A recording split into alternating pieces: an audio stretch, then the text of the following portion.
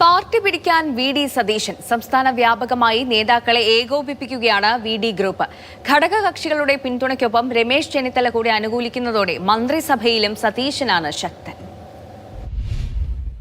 കോൺഗ്രസിൽ സംഘടനാ പ്രവർത്തനം ഏറെക്കുറെ നിലച്ച മട്ടാണ്.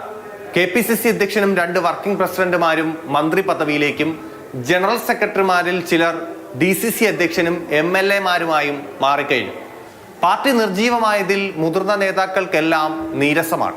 കെ.പി.സി.സി അധ്യക്ഷ സ്ഥാനവും DCC-കളും പിടിക്കാനുള്ള നീക്കം വി.ഡി. ഗ്രൂപ്പ് തുടങ്ങിക്കഴിഞ്ഞു. തിരുവനന്തപുരം, എറണാകുളം DCC-കളിലാണ് അവകാശവാദം. ബ്ലോക്ക്, മണ്ഡലം നേതാക്കളിലും പിന്തുണ ഉറപ്പിക്കാനാണ് നീക്കം. കെ.പി.സി.സി അധ്യക്ഷ പദവി മോഹിക്കുന്ന 1/2 ഡസനിലേറെ നേതാക്കൾ രംഗത്തുണ്ട്. ബെന്നി ബെഹനാൻ, കൊടിക്കുന്നിൽ സുരേഷ്, VS ശിവകുമാർ എന്നിവർക്കൊപ്പം ജോസഫ് വാഴക്കനും ചരട് വലിക്കുകയാണ്.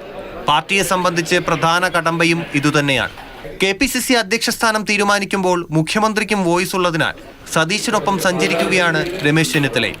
പൂർണ്ണസമയ അധ്യക്ഷനായി ജോസഫ് വാഴക്കനെ എത്തിക്കാനാണ് ഐ ഗ്രൂപ്പ് ലക്ഷ്യമിടുന്നത്.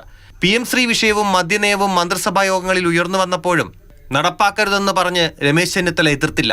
പകരം UDF യോഗത്തിനായി കാത്തിരിക്കുകയാണ്.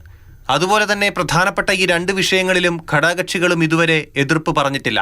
അതായത് ഇതുവരെ എല്ലാം സതീശന്റെ ട്രാക്കിലാണ്. പാളയത്തിൽ തന്നെ പടയുള്ളപ്പോൾ പണി എപ്പോൾ വേണമെങ്കിലും വരുമെന്ന ബോധ്യം വി.ഡി. സതീശനുണ്ട്. അതുകൊണ്ട് പാർട്ടിയിലും മന്ത്രിസഭയിലും വീര്യം കൂട്ടുകയാണ് സതീശൻ. TS ഹരീഷ്ണ, മാതൃഭൂമി ന്യൂസ്, തിരുവനന്തപുരം.